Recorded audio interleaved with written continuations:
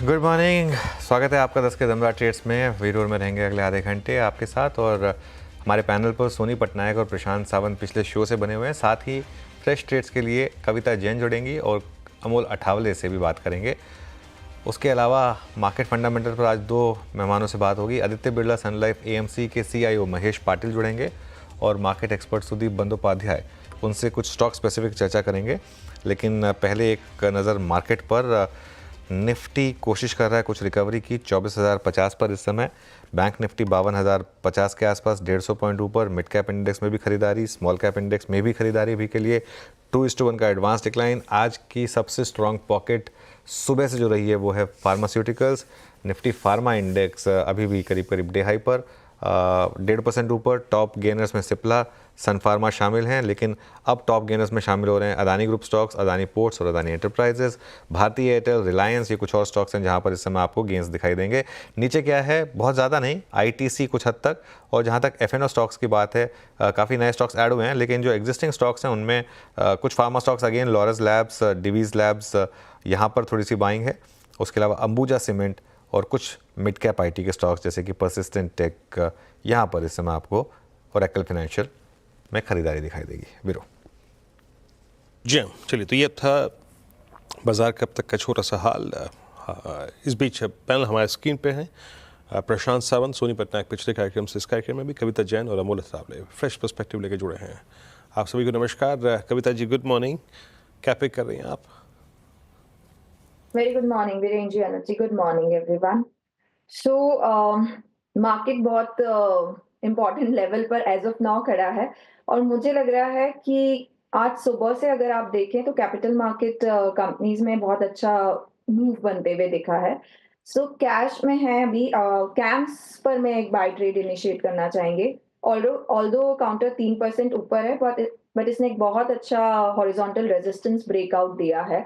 As of now 5042 के level पर है। सो 5150 5200 के प्राइस टारगेट के लिए आप कैम्स पर एक बाय ट्रेड ले सकते हैं। स्टॉप लॉस मेंटेन करना चाहिए 4970 का। एंड फ्रॉम एफएनओ साइड मुझे लगता है इंडियन होटल्स पे अच्छे मूव बनते हुए दिख रहे हैं।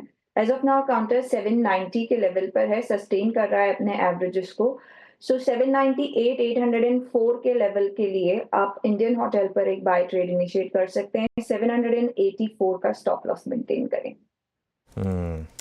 ओके, तो ये हो गई कविता जी की ट्रेड्स इस समय की। Amol, good morning. अमोल, आपकी ट्रेड्स? नमस्ते एंड गुड मॉर्निंग। मैं कॉन्कर के साथ जाना चाहूंगा पोजिशनल पॉइंट ऑफ व्यू से। 825 के आसपास मैंने पिक किया था। पोजिशनली टारगेट निकल के आ रहे 880 के, और स्टॉप लॉस है उसका 805 का। इंटरेस्टिंग फॉर्मेशन है। कल के करेक्शन में स्टॉक ने इतना कंट्रीब्यूट किया नहीं था, ऑलरेडी ओवरसोल्ड है, और higher bottom series of reversal formation के बाद स्टॉक ने मेंटेन किया है।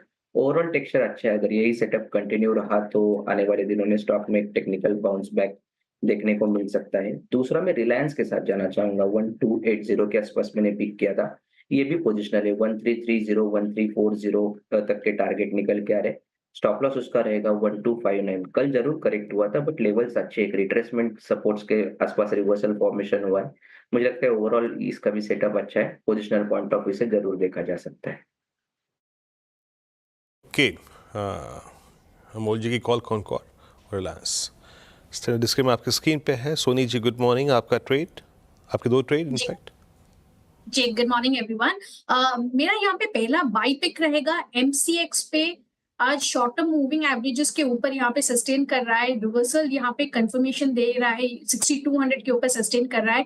फ्यूचर्स में एमसीएक्स खरीदारी करने की सलाह रहेगी। यहाँ पे आप स्टॉप लॉस लगा सकते हैं 6050 का, और टारगेट रहेगा 6600। एक थोड़ा सा लंबा टारगेट यहाँ पे दे रही हूँ बिकॉज काफी स्ट्रॉन्ग नजर आ रहा है, और पुट राइटर्स बहुत एग्रेसिव है यहाँ पे, तो 6600 तक जाने की चांसेस यहाँ पे हैं। सो ये पहला पिक। दूसरा पिक यहाँ पे रहेगा बाई का, रहेगा डीएलएफ पे। डीएलएफ यहाँ पे हम देख सकते हैं कि आज थोड़ा सा रिवर्सल दिखा रहा है। 820 के ऊपर यहाँ पे डीएलएफ सस्टेन कर रहा है। सो मुझे लगता है कि अगर यहाँ पे कंटिन्यू करता है और 825 रेजिस्टेंस को इंट्राडे बेसिस पे निकालता है तो डीएलएफ टुवर्ड्स 840-45 के लेवल्स को टेस्ट कर सकता है। सो डीएलएफ आप बाय कर सकते हैं 800 स्टॉप लॉस के साथ और 845 टारगेट्स के लिए। प्रशांत जी, आपकी दो ट्रेड इस समय की। जी अनुज जी, फर्स्ट पिक मेरी लॉन्ग साइड पे भारती एयरटेल होगी। एक अच्छे सपोर्ट, अच्छे लेवल से बाउंस हुआ है, वॉल्यूम पिकअप हो रहा है। करीबन 1578 1580 के बीच ट्रेड कर रहा है। स्टॉप लॉस होगा 1565 के नीचे, स्पॉट लेवल बिलो 1565। यहाँ से मेरा टारगेट होगा 1620 1625, ये मेरा फर्स्ट पिक होगा।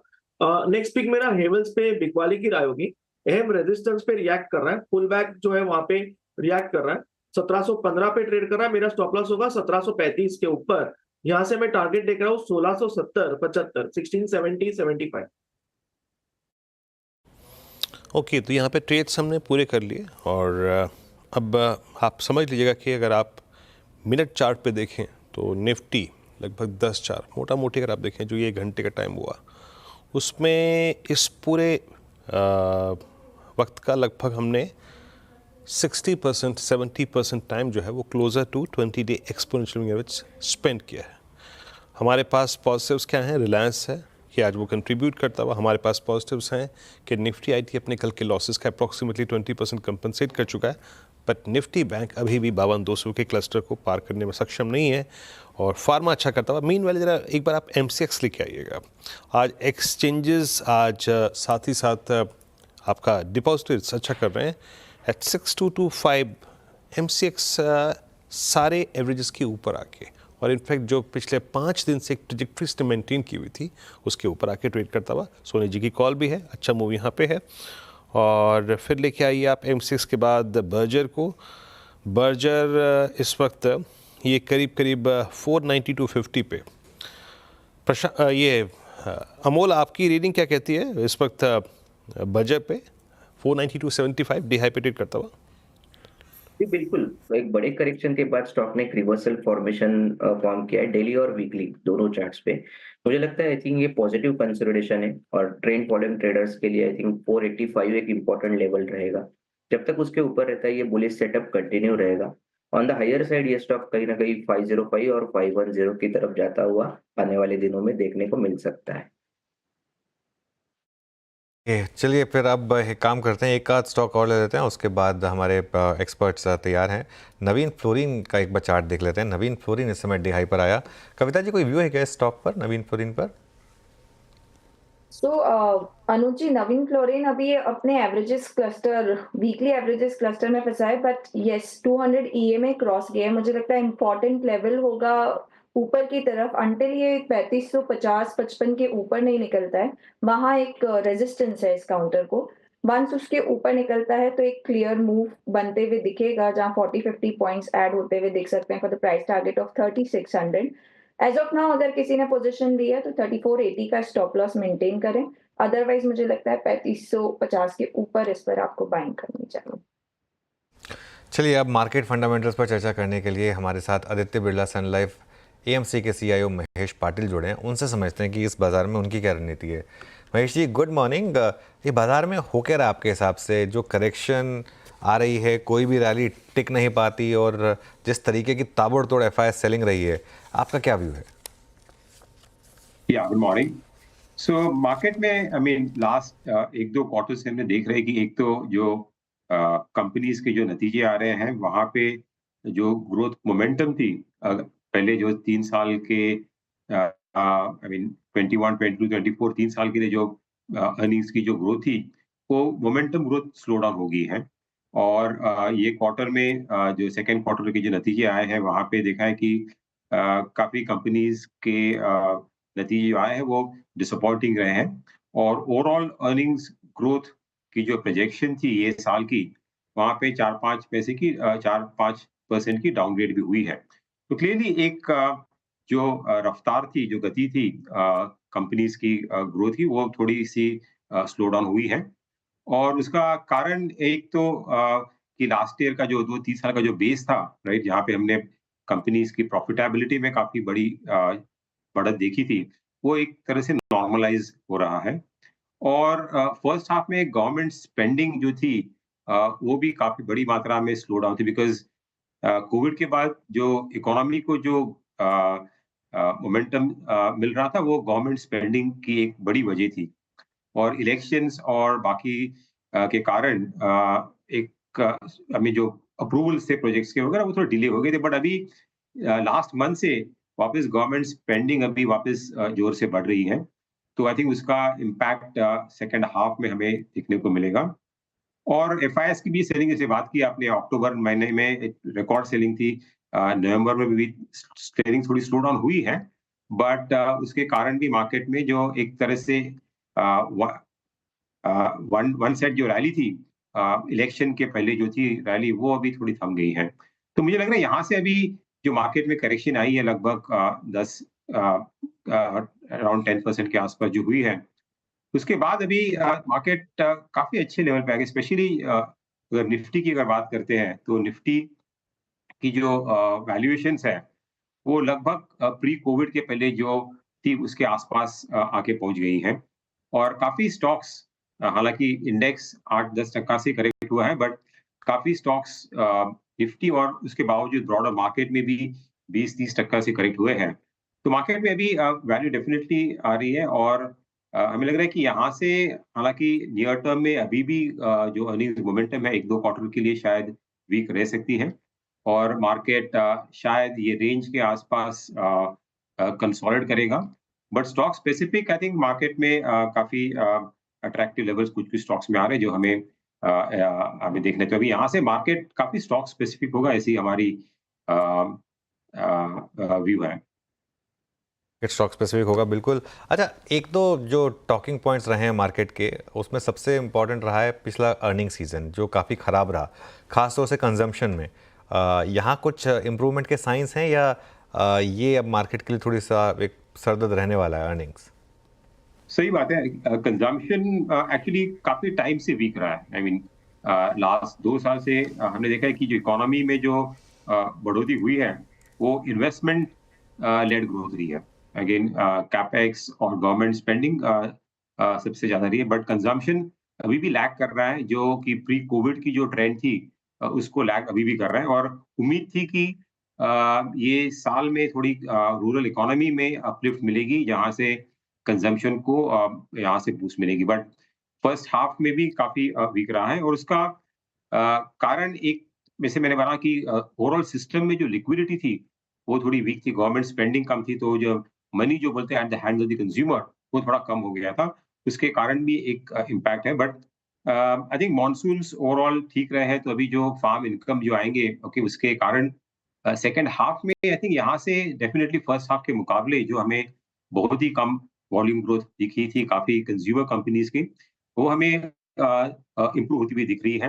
अर्ली साइंस है, बट कंपनी से बात करके पता चल रहा है कि नवंबर मंथ अक्टूबर मंथ में थोड़ी इम्प्रूवमेंट हो रही है वहां से। तो मुझे लग रहा है कि एक तरह से कंज्यूमर सेक्टर यहाँ से बॉटम आउट हुआ है इन टर्म्स ऑफ ग्रोथ। और स्टॉक्स भी अगर देखें तो ओवरऑल सेक्टर तो कुछ अच्छी करेक्शन भी वहां पे हुई है। सो आई मीन अगर मीडियम टर्म और लॉन्ग टर्म व्यू लेते हैं तो इंडिया में कंजम्पशन जो बाकी सेक्टर्स में जो ग्रोथ हुई इन्वेस्टमेंट्स का ट्रिकल डाउन इफेक्ट कंजम्पशन में भी होना चाहिए। और हमें लग रहा है कि यहाँ से कंज्यूमर स्टॉक्स एक कॉन्ट्रेरियन व्यू से स्पेशली कंज्यूमर डिस्क्रिशनरी जो है नेम्स वो अच्छे लगने चाहिए, बिकॉज वहाँ पे अभी इंटरेस्ट रेट कट की संभावना अगले 6 महीने के आसपास दिख रही है। तो उसके कारण भी जो जब इंटरेस्ट रेट कट होते हैं तो कंज्यूमर के पास जो डिस्पोजेबल इनकम रहता है वो भी बढ़ता है, तो उसको भी कंजम्पशन के लिए एक सपोर्ट मिल सकता है। इस बीच बाजार फिर सिंक हुआ, इंट्राडे हाई से कोलैप्स हुआ और निफ्टी बैंक ही सबसे पहले कोलैप्स हुआ। निफ्टी बैंक अब 51,865 पे, जरा प्लीज़ एक बार इंडेक्स का अपडेट रख देते हैं आपकी स्क्रीन पे। 51,853 का मतलब ये है कि हम कल की लोवेस्ट ट्रैजेक्टरी के आसपास फिर घूमते हुए। वैसे ये इनफैक्ट मैं बैंक निफ्टी का जिक्र इसलिए कर रहा था क्योंकि आपने अर्निंग सीजन को देख लिया, अर्निंग सीजन के बाद आपने प्राइस परफॉर्मेंस भी कुछ हद तक सेंस कर ली। HDFC बैंक ने कल अपने करियर का हाई लगाया। हम मान के अगर चलें कि हम लगभग 23,223-500 के आसपास अगर एक निफ्टी का बेस बना चुके हैं, एक लॉजिकल, या फिर निफ्टी बैंक में भी इस दौर का लो, यहाँ से परफॉर्मेंस बेटर कौन से देंगे, प्राइवेट बैंक्स या फिर PSU बैंक्स? आपका झुकाव किस पर है महेश जी इस वक्त? तो अभी बैंकिंग सेक्टर में दो एक तरह से चैलेंजेस हैं। एक तो डिपॉजिट ग्रोथ, राइट। सो डिपॉजिट मोबिलाइजेशन जो है वो इसकी रफ्तार काफी कम हो गई है और उसके कारण क्रेडिट ग्रोथ पे भी इम्पैक्ट आ रहा है। और दूसरी एक बात है कि अभी काफी अरसे के बाद वापस हम देख रहे हैं कि थोड़ी सी एसेट क्वालिटी पे के ऊपर कंसर्न आ रहा है, स्पेशली अनसिक्योर्ड लोन्स है या एमएफआई लोन्स है, उसके ऊपर थोड़ी कंसर्न आ रही है। बट ओवरऑल अगर देखा जाए तो मुझे लग रहा है कि अभी लास्ट 1-2 साल में जो पीएसयू बैंक्स थी, वहाँ पे हमने बड़ी अच्छी ग्रोथ दिखी है, काफ़ी बड़ी मात्रा में उनकी प्रॉफिटेबिलिटी इम्प्रूव हुई है। और जो क्रेडिट साइकिल है, वो एक तरह से काफ़ी अच्छा था। क्रेडिट कॉस्ट एक बहुत कम नीचे आ गए थे और उसका बेनिफिट सबसे ज़्यादा पीएसयू बैंक्स को मिला था कि उनके एनपीएज़ काफ़ी बड़े रहते हैं। तो एक तरह से पीएसयू बैंक्स में अर्निंग्स ग्रोथ और मल्टीपल री-रेटिंग काफ़ी हद तक हो गई है। यहाँ से हमें लग रहा है कि अभी आपको फोकस ज़्यादा एसेट क्वालिटी पे देखना चाहिए, बिकॉज़ लास्ट 2-3 साल में एसेट क्वालिटी की कोई चिंता थी नहीं। तो अगर उसको मद्देनज़र रखते हुए प्राइवेट बैंक्स, ओके, जो अच्छे बैंक्स हैं जहाँ पे एसेट क्वालिटी अंडरराइटिंग स्टैंडर्ड्स अच्छी हैं, आई थिंक वहाँ पे फोकस करना चाहिए। तो यहाँ पे वापस आई थिंक एक ओवरऑल मार्केट में भी जो थीम बात करें कि एक क्वालिटी पे वापस फोकस होना चाहिए, बिकॉज़ यहाँ से हमें डाउनसाइड प्रोटेक्शन भी देखनी चाहिए, मार्जिन ऑफ सेफ्टी कहाँ पे है और जहाँ पे अर्निंग्स विजिबिलिटी स्टडी है, जहाँ पे अर्निंग्स डाउनग्रेड्स की संभावना कम है, तो उसको और प्राइवेट बैंक्स अगर देखा जाए तो वो अंडर परफॉर्म किए हैं ओवरऑल लास्ट 1-2 साल में। तो हमें लग रहा है कि यहाँ से अगर नेक्स्ट 2-3 साल का व्यू लेते हैं तो प्राइवेट बैंक्स की जो परफॉर्मेंस है, बिकॉज़ उनकी अंडरराइटिंग स्टैंडर्ड्स और बाकी जो उनकी इन्वेस्टमेंट्स किए हैं टेक्नोलॉजी और डिजिटल की तरफ से, उसका उनको बेनिफिट मिलना चाहिए और वैल्यूएशंस भी वहाँ उनके लॉन्ग टर्म एवरेज के आसपास है। तो वहाँ पे आई थिंक हमें ज़्यादा कम्फर्ट है प्राइवेट बैंक्स में compared to PSU banks. Okay, banks में आपका प्रेफरेंस ऑर्डर क्या है वो आपने बताया। अच्छा, इस बार की महेश जी जो अर्निंग्स इंडियन होटल्स ने दी या फिर जो विजन 2030 उन्होंने दिया, not exactly for Indian hotels, आपका पूरे स्पेस पे इंक्लूडिंग एच ये इंडिगो ट्रेवल्स टूरिज्म, इंडिगो में क्योंकि कूलिंग ऑफ हुई थी लास्ट रिपोर्टेड नंबर्स के बाद, क्या कन्विंसिंगली अगर किसी स्पेस पे हम फोकस कर सकते हैं, थोड़ा ऐड कर सकते हैं इस लेवल पे, क्या अभी भी वो यही चंक होगा, होटल्स ट्रेवल्स टूरिज्म? सो होटल्स में एक्चुअली काफ़ी हद तक सरप्राइज़ किया है पॉज़िटिव साइड पे, बिकॉज़ लग रहा था कि एक तरह से पीक आउट हो रहा है। एआरआर जो है, एवरेज रूम रेट जो है वो काफ़ी मात्रा में बढ़े थे लास्ट 2-3 साल में। बट आई थिंक वो सेक्टर में एक तरह से डिमांड तो है ही, बट सप्लाई जो है वो काफ़ी लिमिटेड आ रही है और काफ़ी टाइम लगता है, राइट? नया होटल अगर कैपेसिटी आने के लिए लगभग 4-5 साल लगते हैं, राइट? अच्छी प्रॉपर्टी के आने के लिए। तो उसका आई थिंक बेनिफिट सेक्टर को मिल रहा है और इसीलिए उनके नतीजे अभी इनफैक्ट ये ऐसा सेक्टर है जहाँ पे एक्चुअली अर्निंग्स अपग्रेड हुए हैं। बट आई थिंक काफ़ी हद तक स्टॉक्स की अगर बात करें ये सेक्टर में, तो हमें लग रहा है कि वैल्यूएशंस अभी जो है एवरेज रूम रेट जो है एक पीक लेवल पे आसपास है। यहाँ से शायद ज़्यादा बढ़ने की संभावना नहीं है। हालाँकि नॉर्मल 5-6% ग्रोथ आ सकती है टैरिफ्स में। बट वैल्यूएशंस एक पीक लेवल की, इसलिए वैल्यूएशन से देखा जाए तो यहाँ पे ज़्यादा कंफर्ट नहीं है, बट आउटलुक अभी भी ये सेक्टर में हमें ठीक लग रहा है अगले 1-2 साल के लिए। आई थिंक जो सिचुएशन है डिमांड सप्लाई की और एविएशन सेक्टर की बात करें तो वहाँ पे भी आई थिंक एक तरफ से कॉम्पिटिटिव इंटेंसिटी है वो काफ़ी कम हो गई है, राइट? यहाँ से जो बाकी के जो प्लेयर हैं, लीडर को छोड़ के बाकी लोग काफ़ी ब्लीड कर रहे हैं और ओवरऑल डिमांड जो है वो स्टेडी है। मेन प्रॉब्लम एविएशन में है कि supply of airplanes, right? Delivery जो है वो काफ़ी स्लो है। इसीलिए वॉल्यूम ग्रोथ इतनी ज़्यादा नहीं आ रही है, but I think overall sector में भी रिसेंटली जो क्रूड प्राइसेस नीचे आए हैं, आई थिंक उसका बेनिफिट ये क्वार्टर में मिलने की अच्छी संभावना है। इसीलिए मार्जिन्स के ऊपर ज़्यादा प्रेशर नहीं होगा। तो यहाँ से एविएशन सेक्टर लॉन्ग टर्म के लिए आई थिंक जिस तरह से इंडिया में नए एयरपोर्ट्स आ रहे हैं और कनेक्टिविटी बढ़ रही है और domestic as well international travel में जो ग्रोथ आएगी, तो हमें एविएशन सेक्टर एक अच्छा सेक्टर दिख रहा है लॉन्ग टर्म के लिए, जहाँ पे आउटलुक यहाँ से स्टेडी और इम्प्रूव होते हुए दिख रहा है। आईटी पर क्या भी होगा अब आपका महेश जी? किसके ऊपर? इंडियन आईटी सेक्टर के ऊपर? आईटी सेक्टर में हमारा व्यू पॉजिटिव रहा है लगभग लास्ट 3-6 महीने से। अगेन ये सेक्टर सबसे पहले बॉटम आउट हुआ था right last year because US की ग्रोथ कंसर्न्स के लिए। और हमने देखा था कि ये साल में ग्रोथ है जो है वो काफी नीचे आगे अराउंड 4-5% के आसपास आईटी सेक्टर की ग्रोथ आके खड़ी हुई है। बट यहाँ से आई थिंक एक तरह से बॉटम आउट हुआ है सेक्टर। और कंपनीज की जो अगर कमेंट्री देखते हो लास्ट क्वार्टर की और उसके पहले भी, तो एक ग्रीन शूट्स दिख रहे हैं कुछ कुछ सेक्टर में, जैसे कि बीएफएसआई सेगमेंट जो है, जो कि बहुत बड़ा सेगमेंट है आईटी सेक्टर के लिए, तो वहां पे ग्रीन शूट्स दिख रहे हैं। मैन्युफैक्चरिंग सेक्टर में भी दिख रहे हैं, स्पेशली यूएस में। और यूएस में ट्रम्प के आने के बाद आई थिंक यूएस कंपनीज के लिए ये पॉजिटिव होगा राइट। यूएस इकोनॉमी के लिए ऐसा माना जाता है कि वो पॉजिटिव होगा। तो अगर वैसी बात है तो यूएस में जो आईटी स्पेंड्स के ऊपर थोड़ी रोक लगी हुई थी, आउटलुक अनसर्टन था, वो आई थिंक वो वापस इंप्रूव होने की संभावना है। तो हमें यहाँ से लग रहा है कि वो आईटी सेक्टर की जो ग्रोथ है वो ट्रेजेक्टरी वो इंप्रूव होती हुई दिख रही है। और मार्जिन्स भी फेयरली स्टेबल है। रिसेंटली रुपी भी थोड़ा डिप्रिशिएट हुआ, उसका बेनिफिट मिलेगा। तो ये ऐसा सेक्टर है जहाँ पे अभी वैल्यूएशंस इतने सस्ते नहीं है, ठीक ठाक है, बट आउटलुक डेफिनेटली इंप्रूव होते हुए स्टडीली दिख रहा है। और यहाँ सेक्टर में कंपनीज की कैश फ्लोज अच्छे हैं, ऑपरेटिंग कैश फ्लो अच्छी है, तो एक अच्छा डिफेंसिव सेक्टर रहेगा ये इस मार्केट में, ऐसे हमें लगता है। मीन भाई बहुत बहुत शुक्रिया महेश जी आज हमारे साथ जुड़ने के लिए और हमसे बात करने के लिए इन सब टॉपिक्स पर। मार्केट देखिए फिर से एक बार, और again see at the end of the day Nifty ने फिर 20 डे रिजेक्ट किया, नीचे आया।